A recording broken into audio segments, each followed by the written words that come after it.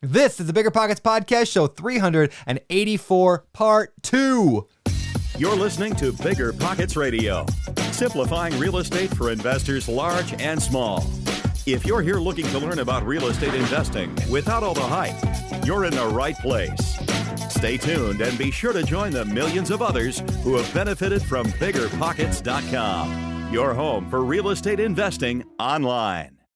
What is going on, everyone? This is the BiggerPockets Podcast, here with your host, Brandon Turner, with my co-host, Mr. David Green. What's up, David Green?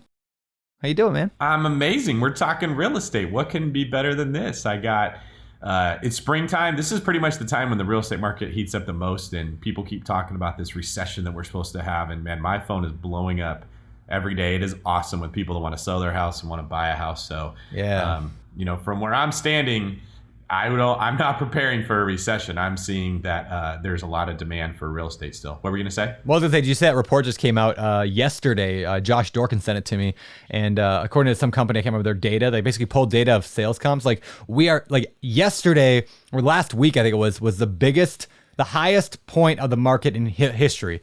Even during, now we're months into this COVID thing, we're still at the highest real estate price market in history. It's higher than it was 2 months ago, 3 months ago. So it's still cranking. So yeah, that's amazing. What I'm seeing. If somebody wants to buy a house and you live in a hot market, my advice to you is to go talk to an agent about how to get, if your job is safe. First off, let me say that if you might lose your job, that's not a good time to buy a house. But if you're personally in a good place, you should look at trying to get something going now if you're on the fence, because if you wait another month when everything opens up, I think the hordes are going to descend upon the market like locusts on a field. It's going to be very, very hard. And if you want to sell your house, you should start preparing it right now. So when those locusts ascend or descend, whatever I'm saying, you're ready to go. Because I'm anticipating a very big wave. Interesting. Well, we shall see. Well, yeah, and we get to talk about some real estate today to save people money. This is going to be part 2 of a show we did with Spencer Cornelia, where he talked about what he did wrong that lost money, because we often talk about people that do well with real estate. There's what do we call that, like survivor bias or something like that. You only hear the stories of people that did good. So we wanted to bring some people in that didn't do good so that we can learn from their mistakes and learn about this art that we're studying even more deep. That's it. So yeah, yesterday, if you didn't listen to yesterday's show, make sure you go back and listen to that. You can do it after this episode, or you can do it right now. Episode 384, part 1 with Spencer. And again, he just goes through 2 deals that he lost a ton of money on. And we dive deep into why he did that, what happened on those. And so make sure you listen to that one. It was really good. But then we thought we actually wanted to go through more ways, because that's his was one specific example or 2 specific examples. But David and I came up with a list of another bunch. I think we have 10 total, maybe, to go over that ways people lose money so that you can avoid losing money. Because we want you to make money, be successful, and have financial freedom and independence, and quit your job and sail around the world in your yacht with your 4 children. That's what we want for you. But making rap videos Will Ferrell and what's the other guy's name in Step Brothers? John C. Reilly. That guy. Yeah, that guy. Yes. That's what we want for you. That's the life right there. That's the life. And we want that for you. And so that's what we're going to help you guys do today. But before we get to that, let's get to today's quick tip, very short. Are you guys checking out the BiggerPockets forums? They're really good. You should check them out. There's really good stories, like yesterday's show on Spencer. We learned about that from the forum, so go check it out. And that's today's quick tip.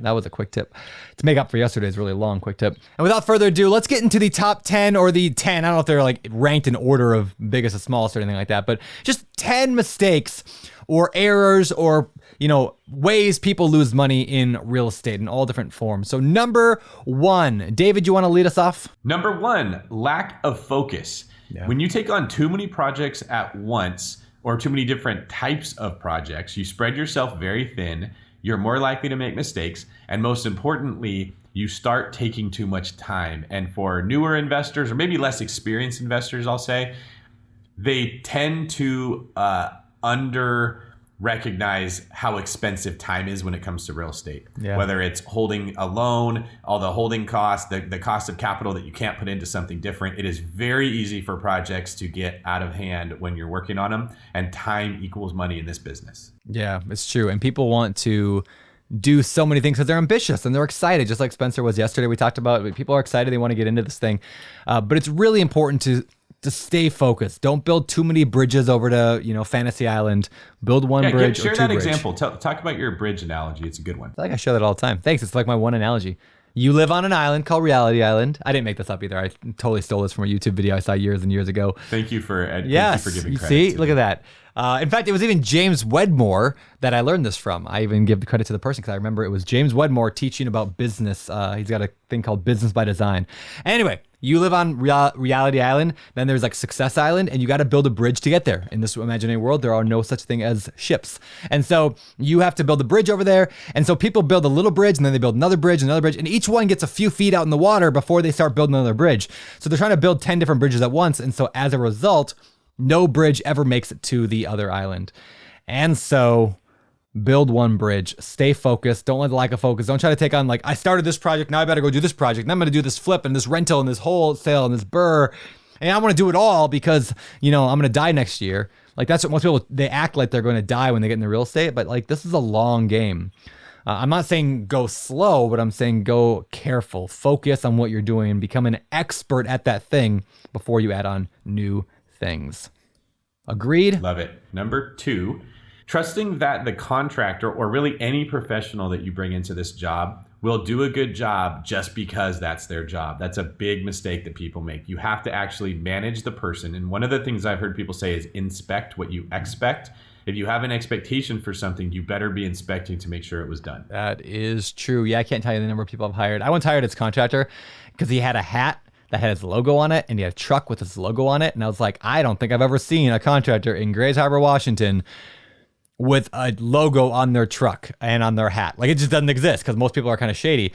And like, I was like, this guy's legit. So I paid him $5,000 up front for work to be done on a project. He just took the $5,000 and left. Just never showed up again. And yeah, just like I trusted him because he was a contractor and because he had a hat and a truck, he must be legit. He wasn't legit.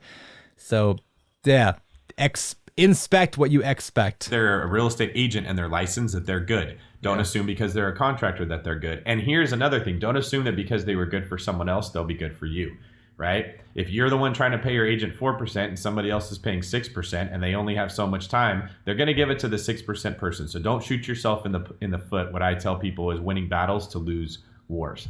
Yeah. Make sure you're inspecting what you're getting. Hey, and here's a quick tangible thing on that. When we say inspect what you expect, what it means is you also have to like continually manage that person. We have this thing that people do, and they go. I'll give you the example of property managers first. They do all the work needed to buy a property. It's a hassle. They have to do the rehab. They get the loan. They get all that done. And by the time they're done with it, they're like, I'm so tired of this property. I just want, and what they do is they hand it over to property management and then they run away and they like close their eyes. They're like, I don't want to deal with this anymore. I don't want to see it. I'm done. I hired a professional.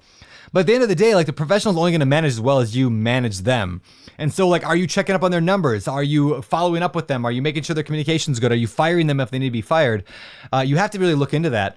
And the same is true for your contractors. Are you looking at the work they're doing? Are you actually verifying that it was done correctly and it looks good before you pay them? One thing that I do is I have a thing called a contractor bid form. And I actually have this form. You can actually download it for free. It's in the BiggerPockets file place. You just type in like contractor bid form. You'll find mine. And like, I literally like take whatever they said they're going to do. I put it on my sheet and I say, this was a scope of work you just said you were going to do. This is the price you said you were going to do it for, right? They initial it or they sign it. And then I say, this is when you get paid this amount. This is when you get paid this amount. This is when you get paid this amount. And I list all the benchmarks that they get paid at.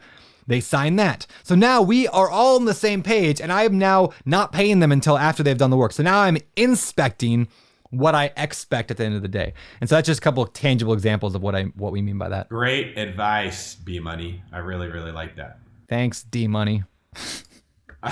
All right. That was a lame nickname, but I just repeated what I said. Okay. Number 3, don't be, what's the word I'm looking for when a magician like fools you into something? Is there a fancy word for that? Hoodwinked? Yeah. I like don't hoodwinked. Be hoodwinked by spreadsheet magic. A lot of deals look really good when you put them into a spreadsheet, into a calculator, like, ooh, look at that. I'm going to get a 29% return. So I'm going to go invest in whatever this area is, or I'm going to buy this class of property. And then it doesn't work out like that. As we learned from Spencer, it's very easy to plug things into a spreadsheet and say, well, that's the way it's supposed to go, without looking at what your responsibility is to make sure it goes that way. For instance, my rehab's supposed to be $50,000, and not think about which contractor I hire or inspecting them to make sure that it does. Yeah. This often comes up with things when you ignore the location of a property, maybe the median income of that area. If the median income is significantly lower than everywhere else around it, you're probably dealing with the people that have more life issues going on, and they're less likely to value things like paying their rent on time. They're also less likely to care about things like evictions, foreclosure, stuff that hurts their credit. If you go to that area, you're going to be drawing, like Brandon said, weird houses draw weird people. Doesn't mean you can't invest there. It means you have to understand the risks of doing it. You need to underwrite more vacancy, more repairs, much bigger contingencies into your plan than just saying, well, if I bought in Beverly Hills, it'd look like this. So let me just take that same formula and apply it to a different market and assume it's going to work the same. Spreadsheet magic can get you burned. Ooh, spreadsheet magic can get you burned. All right.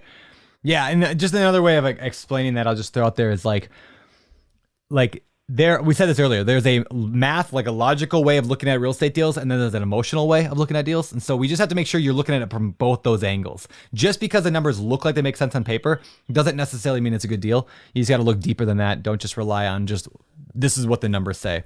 So kind of relating to what we talked about yesterday. All right, number 4. And before we talk about number 4, I'm actually going to play a quick clip here from a BiggerPockets member and a previous guest on the BiggerPockets podcast, show 287, who talks about where he lost money on one of his recent flips and what he learned. Hey everybody, this is Shiloh Lundahl from Gilbert, Arizona, and I was asked to share about one of the deals that we did that did not go so well. We bought a little property in Mesa, Arizona for about $105,000. So we've been watching a lot of the HGTV shows, and we decided we wanted to fix it up really nice, make the kitchen cute and the bathrooms cute, and we ended up putting in about $35,000 into this deal. And then when we put it on the market, it took a while to sell because we priced it high, and then eventually we got an offer for $155,000, and then we found out that there were some unpermitted additions that needed to be fixed or either brought up to code. Basically, when all was said and done, we lost about $5,000 on this deal. Some of the lessons learned was, one, you don't want to over improve the properties for the neighborhood. When I look back, we probably could have put about $10,000 into this deal, fixed up a couple of things, made it nice and clean, and then we probably could have sold it for either $135,000, $140,000, and we could have made maybe $10,000 or $15,000 on the deal. But we wanted to make it really nice, and so there was a cost to that. And we ended up losing money because we put too much into the property. All right. Thanks, man. Shiloh, like I said, you guys listen to Shiloh's whole story at biggerpockets.com/show 287. But we just wanted to bring that up because it really emphasizes this point about not over rehabbing projects. I mean, I have definitely done that. There's this thing, it's like the HGTV bug. It's like you watch these flipping shows and they just do amazing flips because for TV, you got to do that. Nobody wants to see a flip that's like, there's the same basic carpet, the same wall color you did on every other flip, the same like laminate countertops. Yeah, like you don't want to see that. You want to see, we tore out the kitchen wall and we put in this 18-person slab of granite. Like, you don't. That's the problem. You get sucked into it, and I've definitely made that mistake where I just made it so nice that just the neighborhood didn't warrant it. I never thought of it. It's similar when you and I are speaking somewhere and we don't want to get the same speech we gave at the last place because it feels like cheating. But that people have never heard that speech, and you're probably weakening it every time you change it. We talked a little bit about like the art of knowing yourself. Know thyself. If you know you are the type of person that gears towards aesthetically pleasing things, this is an area where you can get bit. There's other people that lean towards spreadsheets and liking and trusting spreadsheets, so they could get bit by spreadsheet magic. Get another person involved in your deal. Have a budget, give them the authority to make you stick with it and make it as nice as you can within that budget, because it is so easy to get caught up over rehabbing a house in an area where the comps do not support it, and by the time you realize you made that mistake, it's too late. That is one thing the flipping shows and like, you know, Chip and Joanna Gaines and all that do really well is that they kind of gamify the budget thing. So they'll be like, well, you know, we just ran into this problem with the foundation. It's going to cost $18,000 a fix.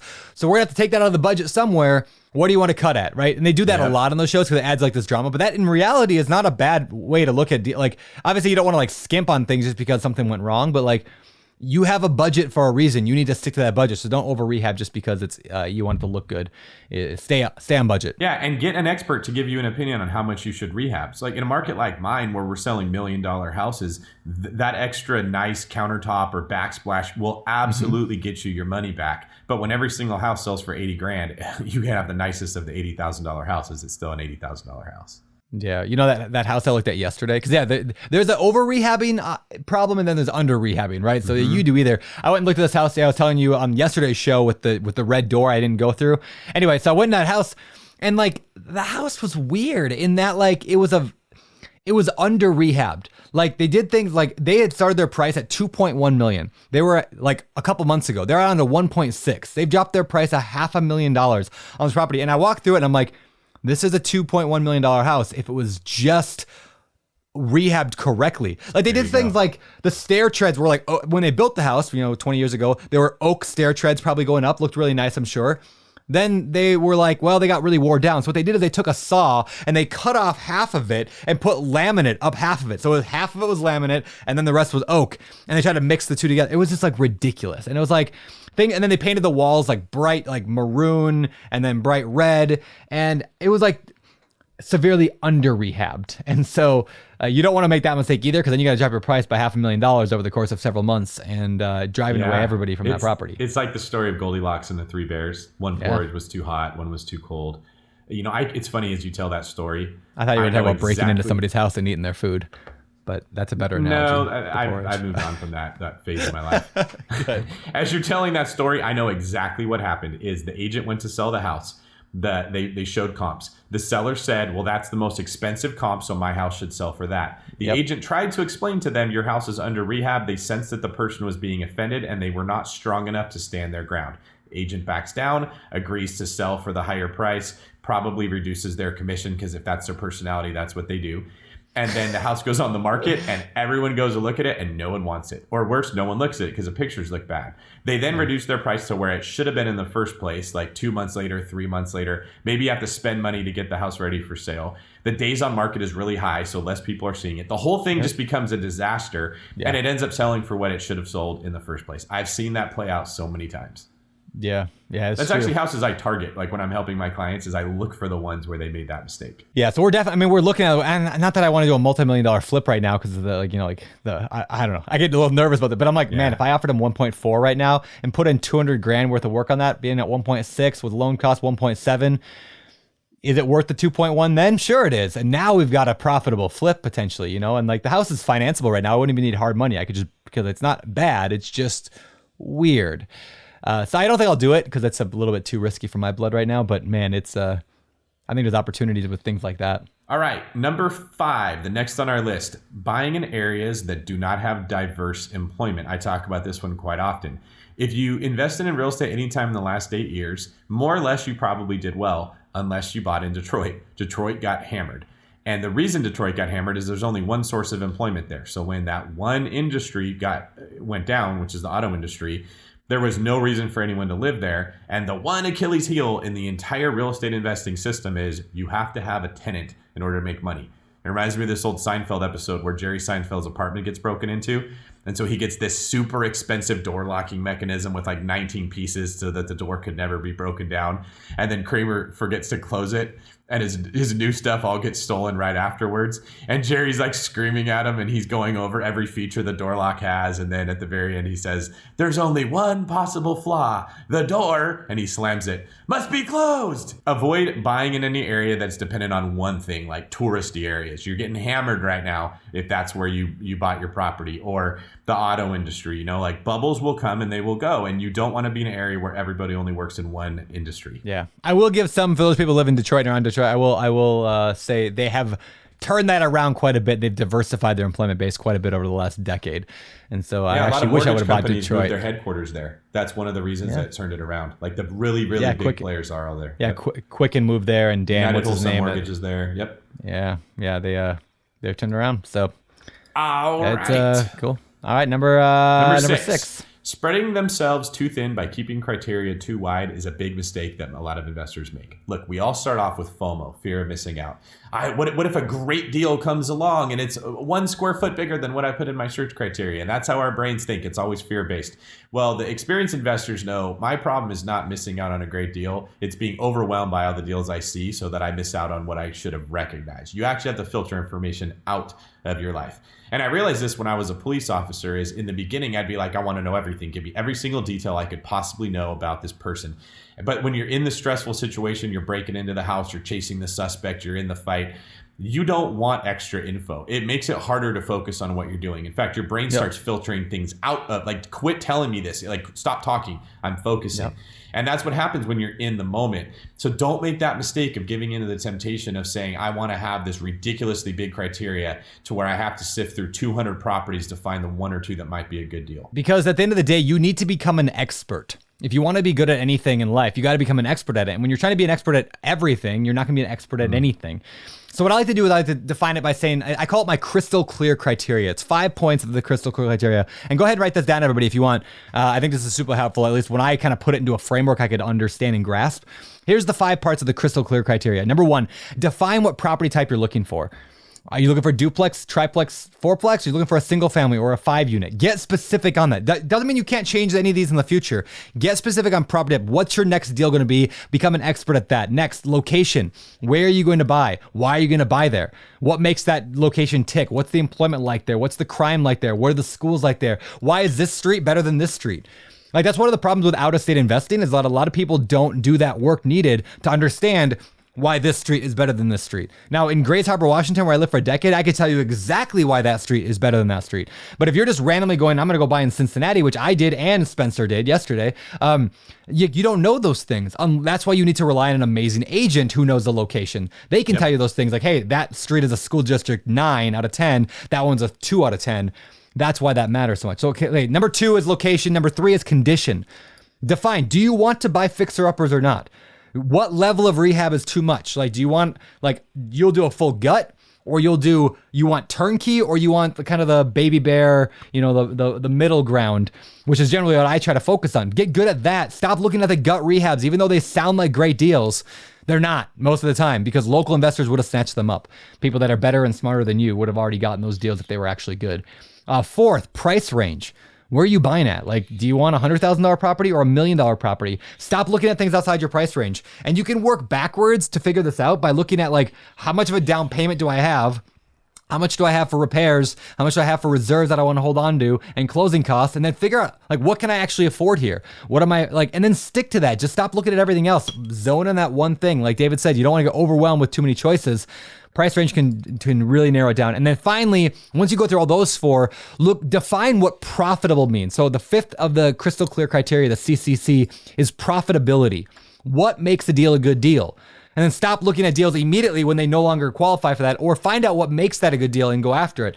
But stop being like, well, I said I wanted a 12% return, but this one's only a 7, but I really want this deal. No, you said 12%, you're not going to deviate from that number, and stick with it. And if you just have these 5 points, again, to recap: property type, location, condition, price range, and profitability, that's the CCC.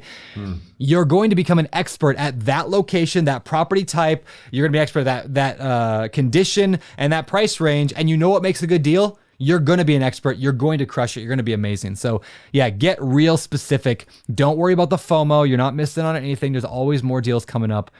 Get clear. That is so good. And I can support what you're saying because I see it in other parts of life. When I used to work at a restaurant in Pleasanton where all the horse owners would come in after the horse races, I would listen to the guys that were sitting at the bar, and it was their job to kind of like decide what horse they're going to bet on. And they would tell you, this is what I look for in the horse. When I see it move this way or do this thing, I know that's the one that's an athlete. Now, I would look at those same horses and have no idea what they were seeing. It all looks the same to me. Yeah. They've looked at so many horses for so long that it immediately jumps out. And you see that. But they're not looking at horses and sheep at the same. Like, they're not experts at sheep and horses. That's exactly right. Yeah. They're not learning all of animal husbandry. They're focused on that one thing. You see that too with professional athlete scouts. They just look at either baseball players. I look at outfielders. I look at pitchers. I look at infielders. Yeah. Right? So they can.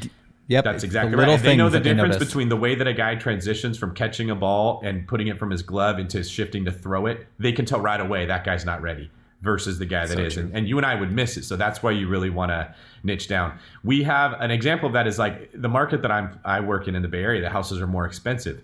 And we had a client that wanted a house that was listed at 1.2 million, but we had to go up to 1.3 to get it, which is obviously a hard thing for a lot of people to do. Is you want me to pay $100,000 over. It felt like he was losing $100,000. Well, we were confident enough from knowing that area and knowing the comparable sales that it was a great deal. It appraised at 1.4. Which means it probably was worth even more than that, because appraisers don't like to give you a higher value than what the house is worth. That person made $100,000 by going $100,000 over asking price. And that's a perfect example of it could have easily went the other way. You can overpay and then it appraises for less. So get yourself an expert if you're not that person in your own world that knows that market really well, and it's okay to pay them. Yeah, so good, man. Number 7. Number 7, impatience, closing just to say you closed, okay? This is a problem of lead indicators versus lag indicators. And Brandon and I have to be really careful of the advice we give, because we'll often say, make up a goal. I want to close X amount of houses in a year. I want to close my next deal within X amount of months. Those are lag indicators, right? I want to lose this much weight in this much time. That's a good goal to make, but you don't focus on that metric. You focus on the actions you take to make it happen. So what we want you to be thinking about is, I'm going to analyze X amount of properties, right? X amount of offers, run this many things through my analysis spreadsheet that Brandon just talked about to know what a good deal is. And if you do that, you should hit your goal. The problem is when you're not focusing on the right metrics, you will buy a bad deal to say that you made your goal. And we see people get into this problem all the time. Like, well, I got 2 weeks to buy my next deal that I said I was going to buy. So they go out there and they buy the wrong one. We have to guard against this within our fund. You know, Opened Our Capital, we raise money, right? So we raised like $10 million in our fund, or just about. And now I'm like, we got to go out and buy properties. Now we got a few, but there's this temptation to just like, well, the money's just sitting right now. We got to go do something with it so we can get investors their returns. But we have to constantly tell ourselves, no, we have to stick with the fundamentals, because it's better to have the money earning 0 for a few months to make sure we land the right deal that gives us a 15% return long term or whatever, than it is to try to do something that long term we're just going to be regretting. So it's way better to miss out on a deal or to delay than to put your money in. So yeah, even at this level, we all deal with that same problem. It's not just new investors, it's everybody has to guard against that. Sometimes you wait for 3 months and then 2 great deals come along. And you're like, hold on, who would have known, right? Like, I'm going to give you this advice, Brandon. That offer that came in on your condo that was contingent on selling their house, don't fall into that. I got to take it because nothing else came. It's been like a week and a half. Tell them no, let it sit there, and you might get 2 great offers next weekend, and you can negotiate them against each other. Yeah, it's true. I think it's very, very wise advice. Number 8. The big mistake people make: inheriting the tenants that are in the property. This rarely ever goes well in our experience. Now, here's the problem. Most landlords, if they have a tenant that's paying on time and is paying a decent amount of rent and they're not having a headache, even if they don't want to own the property, they're just going to keep owning it because who cares? The money's coming in, they're not bugging me. It's not causing them any friction or pain. Most landlords don't decide to sell a house until they have a problem, which is usually based in the tenant. It might be the house needs a new roof. I don't want to buy a new one. But even then, until the house started leaking, they probably wouldn't care. When the tenant causes problems, the landlord decides they want to sell it. And that's when you find that deal. So mathematically speaking, the more properties you buy with a tenant in it, the more evictions you're buying. You are buying the problem that the seller did not want to solve. Now, when I'm representing people, still recommend that they buy a house that has a tenant in there, but we make our offer contingent on it being delivered vacant. I tell the seller, I will give you what you want, but you're getting rid of that problem before I buy it. And if they say, what do? I might say, well, give them $5,000 cash for keys and we'll increase our purchase price by $5,000, but you're still getting rid of them. And if it's a good enough deal, it's a good enough deal. The selling agent or the seller, they're going to try to sell it to you like, oh, it already has a tenant. You'll have no vacancy. Yeah. Right. And it never really works like that. Yeah. It's rare that it works. And you can do, we buy properties with people living in them. Like, obviously at the commercial level, you do it all the time, but like on some smaller deals, I just account for the fact in my numbers that I may have to evict and have several months of lost rent. Like I would say half the time it just goes bad when I buy an inherited tenant, because most landlords are terrible about tenant screening. They just put in whoever. And that's why they're having a bad time, why they want to sell. And again, at the commercial level, when you're buying apartment complexes or mobile home parks like we do, like it's a little different. Like, everybody's inherited because you're buying a business. You're not buying a house. That's a great point. Yeah. Yeah, because Yeah. commercial So, like, sellers, they're not selling because their tenants are bad as often. They Correct, want a they're selling different 'cause they use make for it- the capital. Yep. yeah, they maximize their return right now. They're going to move on to something else. Yeah, So, it's more of a business decision. Most residential investors are selling for a personal reason. It's not a business decision. It's emotional. yeah. There Very you good. go. Okay, number 9. Do not assume that all agents are the same and therefore choose the wrong one. Now, I know I sound biased because I am an agent, but let me explain. There is a lot of what we call disruption going on in the real estate space because let's be honest, everybody hates paying commission. Nobody likes doing that. I don't even like doing it. So there's a lot of tech companies that are coming out. I'll try not to name any names, but their whole platform is to convince you that all agents are the same, therefore use the cheapest one. They're trying to say all clothes are the same, so shop at Walmart. You don't need to go to Nordstrom's. The problem is it's just completely untrue. Most agents are bad. Very few are good. The good ones are not going to work for cheap, just like the best lawyers and the best doctors and the best mechanics, right? They don't work for free. The best contractors don't work cheap because there's so much demand for them. Don't make the mistake of assuming that all agents or anybody are all the same. They're not. And if you hire an agent and then you're upset because they didn't do what you think they should do, you got to look at yourself. You hired the wrong person to guide you on that journey. Kind of learn what good agents do, learn how to recognize one, learn how to bring value to your agent, and then you can expect them to bring value back to you. But don't buy into this hype that just because they have a license, they know what they're doing. In fact, real estate, the profession of sales, it draws some of the worst people into it. They're not committed. They don't want to excel at what they do. A lot of them they want like a part-time job that makes them feel like a professional. They like the idea of having a business card and wearing fancy clothes, but they don't actually ever learn what they're doing at all. And it's very easy to fall for the slick talking salesperson that doesn't know their stuff. Yeah, it's very true. Yeah, I've had great agents and I've had terrible agents in my life. And sometimes it's hard to know up front how they're going to be. And Very difficult. You have any advice on how do you know a good agent? Well, like I know them because I work in the business, so I can tell when I'm talking to somebody. I would say people put too much importance on how nice they are, their personality. That really doesn't matter as far as the job they do. So don't rely on how nice they are, how they make you feel. That's such a good tip. That's the first thing. You're like the agents who make the most money are not the best ones. They're just the most friendly ones because that's what people go by. Number 2 is look at how many sales they've had. It's not the only thing that matters, but man, that's one of the best ways because anyone who doesn't do something often, they're not going to be good at it. If you work out 3 times a year, you will not be in shape. If you sell 3 houses a year, you will not be good at being an agent. The more you do it, the more you learn, the more experience you get, the more you value your time, the more you create systems to make it go smoother. The people that come to me, almost all of our transactions go by really smooth. They don't see what I'm doing behind the scenes. It's that example of the duck looks really calm on the surface, but the feet are going crazy underneath. Moving. Yeah, I'm the duck feet. They're the duck. That's what you want to look for is a lot of business, a person who knows what they're doing. When they talk, you can tell they're smart and they know the industry, not necessarily that they're nice. Very good, man. And all right, number 10, this is a good one, okay? Quit thinking that more down payment equals more safety. We talk about this with the Burr method. We talk about this with criticism of Burr. Brennan, I'm going to let you run with it and explain the fallacy of putting more down equals having a safer investment. Yeah, the best way I can explain this is really just looking at an analogy or an example. If you have a $100,000 property and you put down 20%, you now have an $80,000 mortgage, right? Because you have $20,000 you put down, you have an $80,000 mortgage. If I get that property, let's say that's you.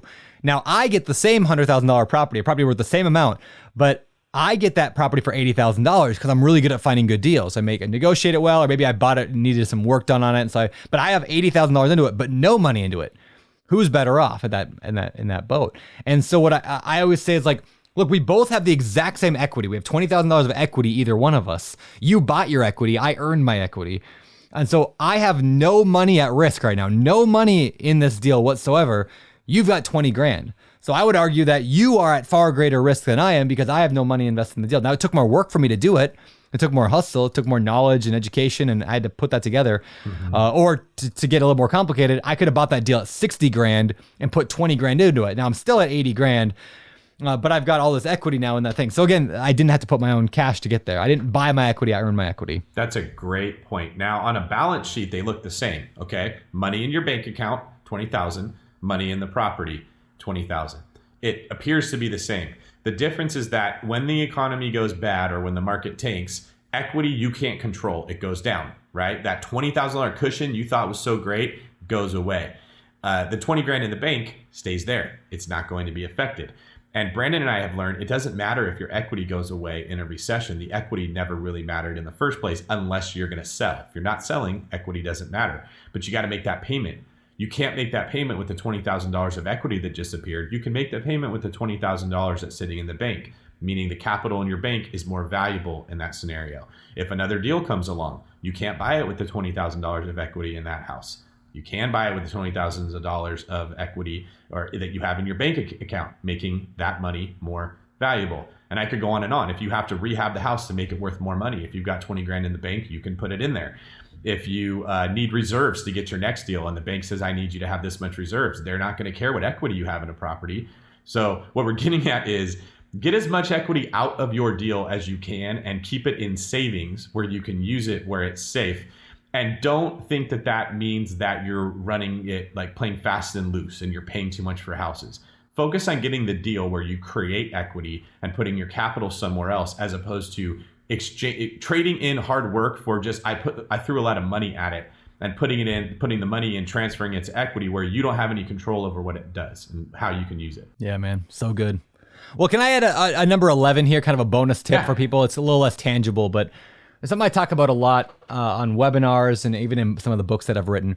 I think one of the biggest mistakes that cost people the most amount of money in their entire investing life is not actually something that they're losing. It's something that they're not getting. Here's what I mean by that. Fear causes people to miss out on like all the greatest things in life. You might be listening to this episode. You might have listened to yesterday's episode with Spencer, and now you're all freaked out. You're like, well, all this stuff could go wrong. I don't want to lose money. I'm not going to do anything now. I don't want to lose 100 grand like Spencer did. I don't want to, lose money like Brandon said he did, or like David's law. And as a result, you don't do anything. As I hope you understood from yesterday's show, the reason we wanted to talk about the problem is because it's not so much that things went bad, but the lessons that he learned are going to change his investing life forever. He'll take those and apply it. So yeah, he might have lost 100 grand, but he'll make millions long term. If he let fear though stop him, if you let fear stop you, you're missing out on millions of dollars. You're missing out on, potentially millions and millions of dollars. You're missing out on years of watching your kids grow up, your grandkids grow up. You're missing out on a great retirement. You're missing out on travel. You're missing out on time for your hobbies, time volunteering. You're missing out on helping thousands of other people when you can start giving back to build wells in developing countries or whatever. Like whatever your thing is, you're missing out on all of that if you let fear drive you. So the number one biggest way people lose money is just by not doing anything, by just taking like no action ever and living the life that they've always lived just because that's easy and they can just get up and live reactively. So my advice for people is to be like, don't look at this stuff as fear-based, but look at this as how can I use this to arise to a new level. Beautiful. I love that. It's great advice. Thanks, man. All right. Well, just remember, everybody, do your math when you're doing deals. Make sure you understand both the math and the logic side of stuff. We talked about that earlier. If you need help doing your math, of course, BiggerPockets.com/calc. BiggerPockets.com/calc has calculators that you can use, or just on BiggerPockets, just go to tools up in the navigation bar. You can definitely check it out there. You can also run your deals by other people. Ask other people, hey, what do you think of this property? Do you think that's a good deal, bad deal? That's one of the beauty of networking. One of the best parts about networking with other people is you can get other people's advice. Like when I'm going to do a deal, sometimes I'll run it by David here. Like, hey, what do you think of this thing? When I get an offer on a property that I'm trying to sell right now, I run it by David. And I say, David, what do you think? We have these conversations. It's the whole iron sharpens iron thing, right? You get sharper when you run your stuff by other people. So make sure you do that. And that's all I got, man. Anything you want to close with? Well, thanks for being my iron buddy. I appreciate that. We should get matching T-shirts that say "I'm David's iron," and you can say "I'm Brandon's iron." I feel like one look at our bodies and they can tell that we are clearly iron. All right. I do want to tell you, if you're interested at being a guest on the show, head over to BiggerPockets.com/guest, and that's where you can apply. Our producer, Kevin, who's awesome. He is quickly overtaking Joe Rogan's Jamie to be the top producer in the podcast space. Speaking of that, Kevin, can you hook us up with $100 million payout from Spotify for getting our show exclusive on like Joe Rogan did? I wonder if Jamie arranged that. I'm going to assume he did. So we're going to need you to step up, Kevin, and get us $100 million from Spotify, please. Okay, thanks, man. I'm happy with 15% of that. I don't need a lot. Apply to be on our show, and if you got a great personality, submit a video there. Let us know more about you and your story and your abilities and what your strengths are, and yeah, you might be a guest on the show in the future. Yeah, and please like or subscribe to this one if you haven't already done so. That's what you have to do to hit Joe Rogan's status. So thank you guys. We would appreciate that. Also, for those of you that listen to both episodes, kudos to you. I really love when people put an emphasis on education, when they actually make it a priority to learn. So go back, listen to this one. We went fast, but that's because we wanted to give you a lot of information. There's 10 things in there that you can make sure you don't do to avoid losing money. Then you can focus on the things you do to make money in real estate. There you go. All right, guys. Well, thank you, guys and gals. When I say guys, please don't be offended. Me and David both use that to mean both. That's all I got. All right. Anything you want to take us out? No, I'll take us out of here. This is David Green for Brennan, the Bridge Builder Turner, signing off. You're listening to Bigger Pockets Radio, simplifying real estate for investors large and small. If you're here looking to learn about real estate investing without all the hype, you're in the right place. Stay tuned and be sure to join the millions of others who have benefited from BiggerPockets.com, your home for real estate investing online.